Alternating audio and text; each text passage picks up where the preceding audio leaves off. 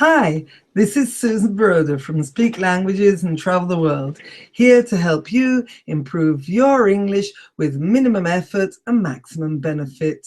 And here today, I'd like to tell you about numbers, because many people speak English really, really well.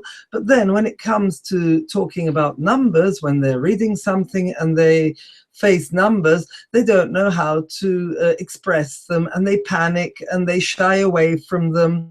But numbers are really not that difficult. First of all, though, we have to evaluate the different types of numbers there are. So let's take a look, for example.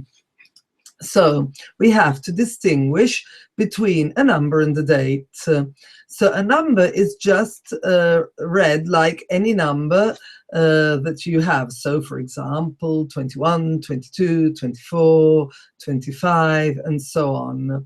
Whilst a date is always read as an ordinal number. So the 21st, the 22nd, the 23rd, the 24th, the 25th. And so that's important to distinguish between numbers and dates. Also, the year has to be distinguished between a year and a number. So years traditionally have always been read 2 by 2, especially in British English. So, for example, the year 1995. Of course, there was the period when we came to the year 2000, and so we had to, speak from the year 2000 to the year 2009 with a complete number. 2009, 2008, 2007, and so on. Then we came to the end of that period, and people continued by saying 2010, 2011, but the British slowly reverted to the old system. Whilst the Americans, some tend to still use the complete number.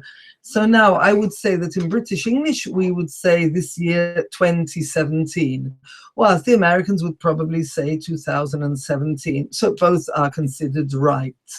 However, if we want to mention a complete number, which is not a date, then we say it's completely 1,995 refugees disembarked.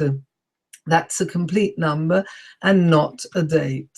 So we must, distinguish between numbers and dates. They have to be distinguished. Then something else that is always tricky, and I've actually dedicated one complete video to this, so I won't go into it in too much detail, is how to say long numbers. In reality, you can check out my complete video. In reality, the numbers go backwards, so 32, 432, 5,432, and so on. You start from the back and you build up so that you practice, and then long numbers won't be so scary, and you'll be able to say 8,765,432.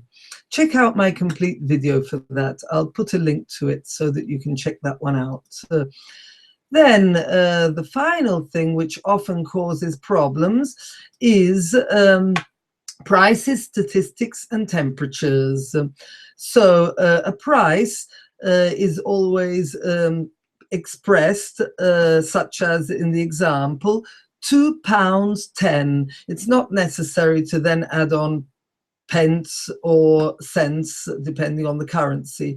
£2.10, $2.10, €2.10, and so on. Statistics have the percentage, for example, and then we'll just say 20%. Whilst fractions, I'll then dedicate another video specifically to the point, or this symbol that has various pronunciations. In the Anglo-Saxon world is a point.